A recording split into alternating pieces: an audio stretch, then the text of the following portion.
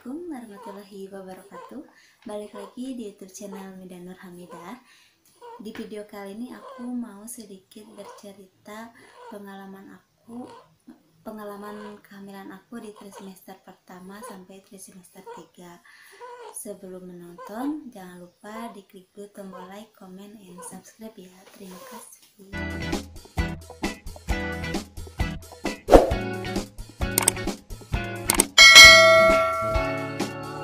Jadi di kehamilan kedua ini aku lebih sensitif lah mengenai pemeriksaan, terus keluhan-keluhan yang aku rasain itu aku lebih apa ya, rutin lah memeriksanya, nggak cuma satu bidan atau satu dokter. Jujur di kehamilan kedua ini aku malah 1 bulan itu bisa periksa ke bidan dan bisa malah periksa ke dokter spesialis kandungan juga, karena ya aku nggak mau si kejadian yang pertama ini terulang lagi di kehamilan kedua. Jadi dari mulai ketahuan aku hamil lagi itu memang udah wanti-wanti dan waspada. Setiap aku kontrol ke bidan atau ke dokter, selalu aku jelasin dengan riwayat aku yang sebelumnya. Aku nggak mau sampai hal itu terjadi lagi di kehamilan kedua ini. Aku sambil mengevaluasi lah apa yang belum aku periksa nih di seiring berjalannya waktu, sambil aku mengevaluasi dari kejadian sebelumnya supaya kejadian itu tidak terulang di kehamilan aku yang kedua ini. Nah, di awal kehamilan aku di trimester pertama itu aku malah mengalami flek, tapi cuma sedikit sih, bisa sembuh dengan cukup obat penguat dari dokter dan bed rest di rumah. Terus di akhir trimester kedua itu aku malah kena cikungunya. Apa sih cikungunya itu? Cikungunya itu disebabkan oleh salah satu virus yang ditularkan melalui nyamuk. Lebih jelasnya teman-teman bisa searching aja, yang mana gejalanya itu demam, terus persendian itu ngilu, dan bintik-bintik merah di seluruh tubuh kayak tampak gitulah. Awalnya aku ngira itu aku tuh kena campak gitu, makanya dari situ aku was-was dan takut, karena kan kalau campak itu bisa beresiko juga gitu, bisa nular ke si bayinya. Akhirnya aku malam-malam itu pergilah ke UGD sama suami dan mama aku, bertiga pergi ke UGD, ke salah satu swasta di Bandung.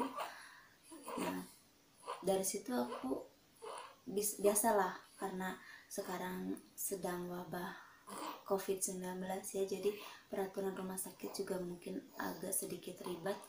Aku pertama masuk ke UGD itu cek ke suhu tubuh, terus ditanya segala macam, dan ternyata suhu tubuh aku itu saat itu memang agak tinggi. Akhirnya aku disuruh ke ada ruangan khusus juga untuk yang keluhan-keluhan yang memang demam gitu. Diarahinlah aku suruh ke ruangan tersebut. Terus dari situ aku mengikuti prosedur dari rumah sakit itu, karena ya mungkin kita juga harus mau terima prosedurnya, sakit ya pasti akan diperlakukan seperti itu. Awalnya aku juga ngerasa apa ya, nggak nyaman lah dengan prosedurnya, agak ribet itu. Aku ditanya segala macam, aku diperiksa segala macam, dan udah masuk ke UGD itu aku diperiksa dan aku harus tes lab, tes darah, karena mau tahu ini teh virus apa gitu. Nah, terus setelah cek darah, dan anehnya itu setelah aku cek darah itu kan, karena namanya ya orang sakit gitu, lemas, badan ngilu, terus lagi hamil juga, udah diambil darah itu nggak nunggu tiduran di situ gitu, malah aku nunggunya itu di luar lagi di tempat duduk, karena ya mungkin rumah sakit juga kalau yang memang belum parah-parah banget mah nggak usah tiduran di situ atau dirawat lah gitu, karena takut bersiko nantinya gitu, apalagi kan aku lagi hamil. Aku duduklah di ruang tunggu sambil menunggu hasilnya, dan ternyata memang ada virus, tapi belum tahu juga virusnya apa. Besok aku harus balik lagi ke rumah sakit itu untuk cek darah lagi.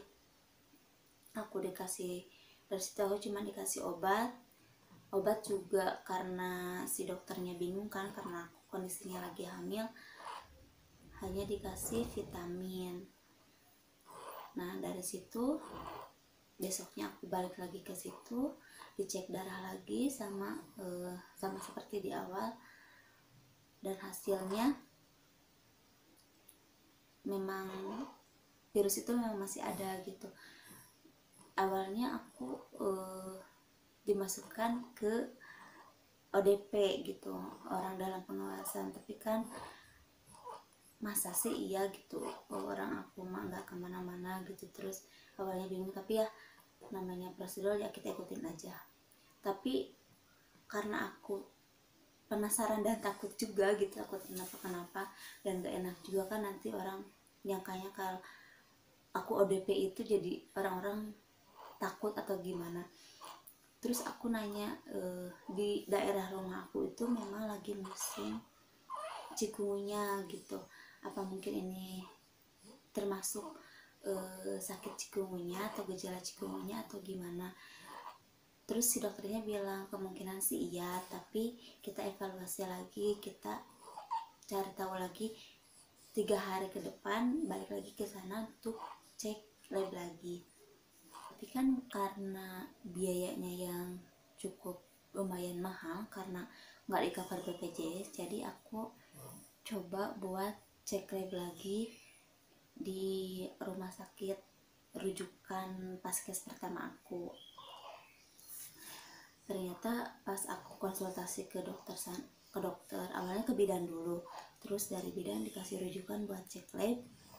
Setelah cek lab aku konsultasi lagi, ternyata memang ini mah cikungunya gitu, memang udah, malah si dokternya juga udah pernah ngalamin sakit cikungunya. Dan memang benar-benar menyiksa banget, udah mah hamil lagi gede ya, lagi pegal-pegalnya, lagi gak enak-enaknya lah, ditambah persendian kaki itu ngilu, bahkan mau jongkok itu memang sakit banget gitu. Memang aku nggak bisa gimana-gimana, cuman tiduran dan ya cuman ke air aja gitu, bangun hanya untuk ke air aja. Tapi alhamdulillah itu sembuh dalam seminggu, dan alhamdulillah juga nggak takut juga karena nggak disangka ODP ya, karena memang udah jelas-jelas penyakitnya itu cikungunya gitu, dan memang nggak bahaya juga. Selama ini sih memang belum ada yang sakit cikungunya itu menular ke bayi gitu. Alhamdulillah 1 minggu sembuh, aku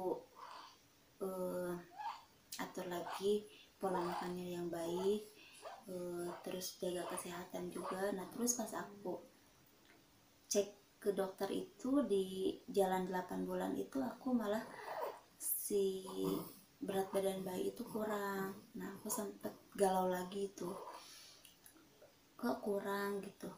Aku suruh nambah lagi berat badannya si bayi, karena waktu itu jalan 8 bulan itu masih 1 kilo 1 on kalau nggak salah, pokoknya masih kecil lah. Nah terus aku juga sempat bingung juga, karena kan waktu kehamilan pertama itu dokter yang menangani aku itu bilang kalau aku itu kalau melahirkan anak kedua itu tidak boleh, berat badannya tidak boleh lebih dari 2,9, takutnya panggulnya yang sempit atau ada sesuatu hal yang lain gitu. Akhirnya aku konsultasilah ke dokter, gimana ini. Terus dokternya bilang udah ibu nggak usah mikirin dulu ke sana, kita lihat si dede bayinya yang sekarang dulu, yang penting si bayinya sehat dulu, berat badannya cukup dulu. Masalah untuk nanti berat badan bayinya nanti saat lahir itu kita bisa evaluasi lagi. Oke lah, aku ikutin. tiap hari aku minum jus alpukat, minum es krim, makan nasi goreng, pokoknya segala sesuatu yang bisa menambah berat badan bayi. Alhamdulillah pada saat kontrol selanjutnya si berat badan bayi itu udah cukup gitu, malah udah agak gede lah. Di situ aku sempat bingung juga, gimana ini udah waktu mau melahirkan itu, waktunya udah tinggal sedikit lagi gitu, apa ini nggak akan jadi kendala saat nanti aku melahirkan. Nah, insya Allah semuanya baik-baik aja kata dokter kayak gitu. Nah terus aku, oh maaf kata bidan, terus aku ikutin lagi lah, tapi aku agak dikurangi lagi tuh makan es krimnya, makan minum jus alpukatnya.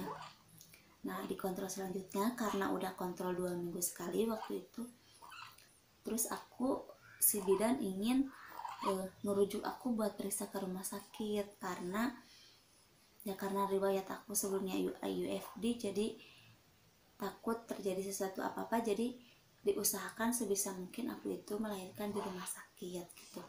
Tapi kan karena peraturan BPJS sekarang itu tidak bisa seenaknya ngasih indikasi ya, jadi harus yang benar-benar urgent. Jadi si bidan itu bingung dan bilang, gimana ya, saya ingin merujuk ke rumah sakit tapi saya juga bingung ini indikasinya apa. Terus aku gini aja, ibu, aku disuruh buat cek lagi USG dan screening panggul gitu. Takutnya hasil screening panggulnya sempit kan bisa dirujuk ke rumah sakit. Dan saat itu pulang dari bidan aku langsung ke klinik, terus aku langsung screening panggul dan cek USG lagi gitu. Nah setelah USG semuanya posisinya sudah bagus, semuanya sudah bagus. Kalau misalkan yang bisa normal itulah tinggal tunggu mules gitu, tinggal tunggu si bayi itu masuk panggul gitu. Nah pas screening panggul, pas cek panggul sama dokter, ternyata panggul aku tuh bermasalah. Panggul dalamnya itu, panggul yang tempat si bayi masuk itu ternyata sempit gitu, tidak memungkinkan buat si kepala bayi itu dilewati gitu. Dan akhirnya ya mau tidak mau, suka tidak suka ya aku harus sesar gitu. Dokter menjalanin sesar aja. Terus aku bilang, apa nggak bisa diusahain normal atau gimana? Sebenarnya bisa aja, cuman takutnya nanti beresiko gitu, karena kan ibu dengan riwayat yang sebelumnya itu IUFD gitu, takut terjadi lagi. Oke lah, aku tidak mau mengambil risiko, jadi aku putuskan oke lah, saya siap disesar. Dan sekian video kali ini. Jika video ini bermanfaat, silakan share ke teman-teman yang lainnya. Jika ada saran, silakan masukkan di kolom komentar dan jangan lupa diklik tombol like and subscribe ya. Terima kasih. Assalamualaikum warahmatullahi wabarakatuh.